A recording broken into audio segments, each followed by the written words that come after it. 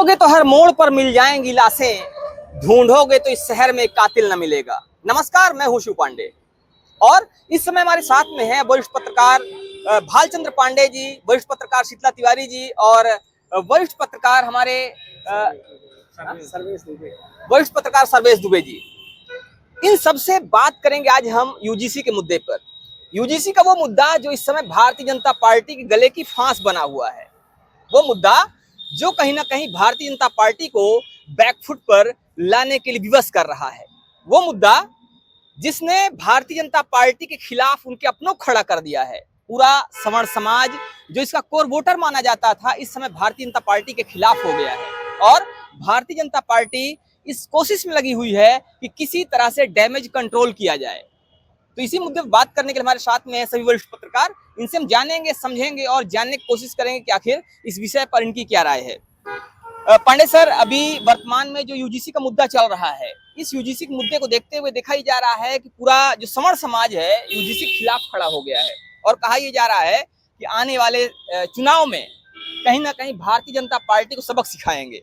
क्या लगता है आपको कि भारतीय जनता पार्टी बैकफुट पर आएगी और ये जो यूजीसी का मुद्दा है भारतीय जनता पार्टी कहीं ना कहीं नुकसानदायक साबित होगा, या धीरे धीरे करके सवर्ण समाज इसको भूल जाएगा और भारतीय जनता पार्टी साथ में एक बार फिर से आ जाएगा? देखिए, यूजीसी का मुद्दा जो है जी, ये भाजपा की एक सोची समझी रणनीति के तहत लाया गया है।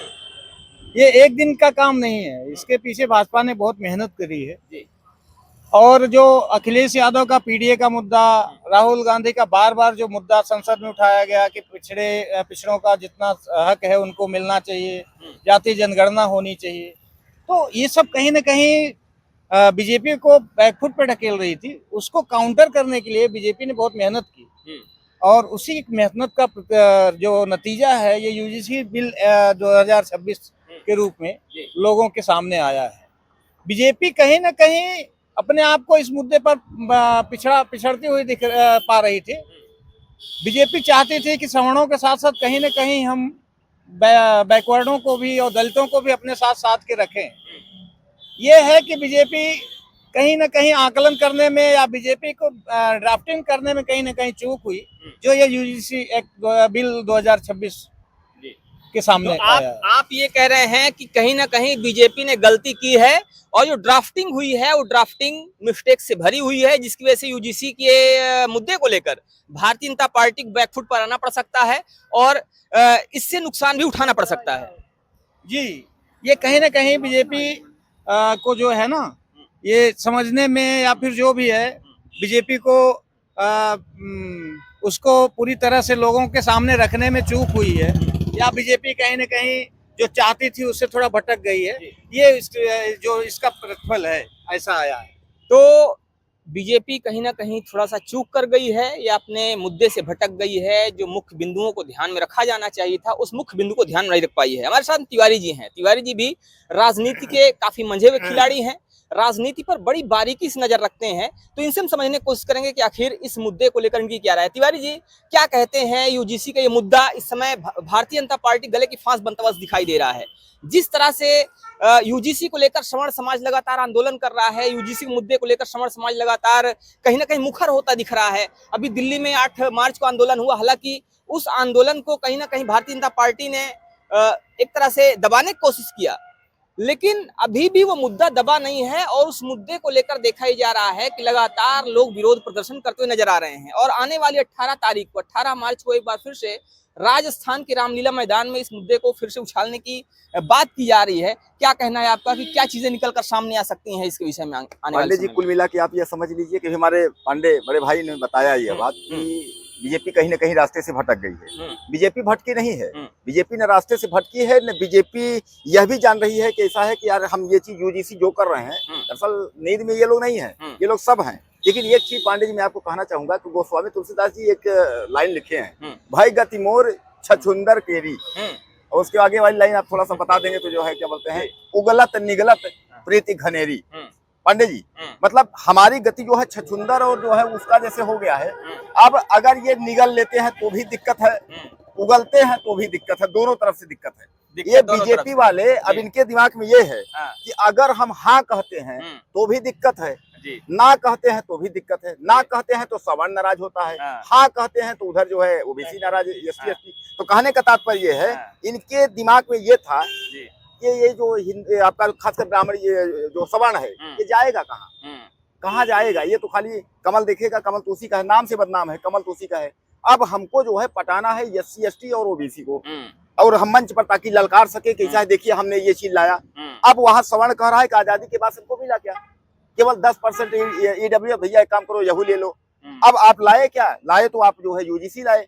इनके दिमाग में ये है कि हमको कुल मिला करके जो है ओबीसी एससी एसटी को मिला के चलना है, ब्राह्मण वोट करे या ब्राह्मण ना करे। आपको याद होगा कि बिहार के मंत्री ने कहा था कि हम ब्राह्मणों के वोट से, सवर्णों के वोट से नहीं जीतते हैं। इनके दिमाग में ये है। 2017 के बाद से उत्तर प्रदेश में जो है, जब से मायावती जो बसपा जो कन्वर्ट हुई है, एक तरीके की वोट बैंक उसकी खत्म हुई है, बीजेपी में एक तरीके से विलय हुई है, इनके दिमाग में यही चल रहा है। जो 5 किलो वाला सिस्टम है वो अहम सिस्टम है। एक काम करो, एससी एसटी और ओबीसी को जबरदस्त देखो, और बाकी जो है इनसे कुछ मतलब नहीं है।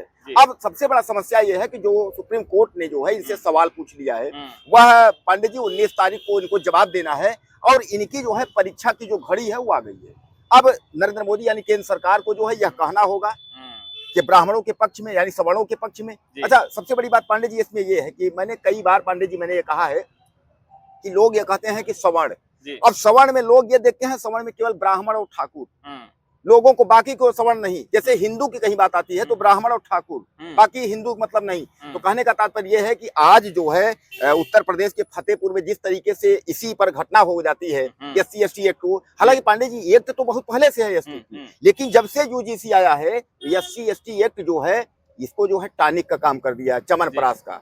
यानी मतलब ये जो है यूजीसी आने के बाद से एससी एसटी एक्ट चवनप्राश तेजी से होना शुरू हो गई है, एकदम बिल्कुल मोटा हो गया। ये चवनप्राश जो है खा के मोटा हो गया, समझ लीजिए। अब उसके बाद एससी एसटी एक्ट जो है वो मजबूत हो गया है यूजीसी से। और पांडे जी अगर समय रहते अगर इसका इलाज नहीं कर दिया गया, अब ये फुंसी है और ये फोड़ा बन जाएगा, क्योंकि सवर्ण जो है बहुत नाराज है, समझ लीजिए। सवर्ण तो इतना नाराज है, वो कह रहा है कि हमको जो है अगर यूजीसी अगर लाते हैं ये संशोधन नहीं होता है तो कुल मिला के हमको बीजेपी चाहिए ही नहीं। क्या लगता है आपको क्या कि वनवास में बीजेपी जाने वाली फिर? तो बीजेपी आएगी या वनवास जाएगी ये तो देखने वाली बात होगी, लेकिन बीजेपी को लेकर जिस तरह सवर्णों में गुस्सा देखा जा रहा है वो कहीं ना कहीं एक बड़ा इशारा कर रहा है। वो इशारा कर रहा है कि आने वाले समय में भारतीय जनता पार्टी कहीं उसी तरह से पीछे ना चली जाए, कहीं उसी तरह से गायब ना हो जाए जैसे आज से 2 दशक पहले हुआ करती थी। भारतीय जनता पार्टी का झंडा उठाने कोई तैयार नहीं होता था, भारतीय जनता पार्टी के टिकट पर चुनाव लड़ने कोई तैयार नहीं होता था। ऐसी भी स्थितियां उत्तर प्रदेश में ही देखी गई हैं।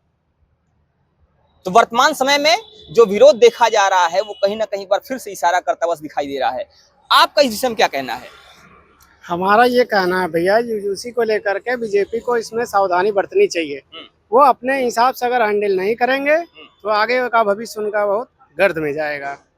जी, तो आने वाले समय में भारतीय जनता पार्टी का भविष्य कहीं ना कहीं एक बार फिर से टकराव से भरा दिखाई दे रहा है, बिखरता हुआ सा दिखाई दे रहा है, क्योंकि इन्होंने जिस तरह से वोट बैंक को साधने के लिए एक नया कानून लाया है, स्थिति कुछ वैसी हो गई है कि आधी छोड़ पूरी का धावे, आधी मिले ना पूरी पावे। स्थितियां कुछ वैसी दिखाई दे रही हैं, क्योंकि एक तरफ इन्होंने जो इनका कोर वोटर है उसको नजरअंदाज किया और दूसरी तरफ इन्होंने कहीं ना कहीं उस वोट बैंक को साधने की कोशिश किया जो इनका था ही नहीं, और जो मुख्य वोटर था वो वोटर इनसे नाराज हो चुका है। वो मुख्य वोटर इनसे कहीं ना कहीं एक बार फिर से बिखरता हुआ सा दिखाई दे रहा है, नाराजगी में इनसे दूर जाता हुआ दिखाई दे रहा है। फिलहाल आने वाले समय में क्या होगा ये देखने वाली बात होगी, लेकिन वर्तमान स्थिति कुछ ऐसा बता रही है कि इनको काफी मुश्किलों का सामना करना पड़ सकता है। फिलहाल इस पर आपका क्या कहना आप भी हमें जरूर बताइएगा। बने रहिए हमारे साथ खबरों का अपडेट के लिए। जय हिंद।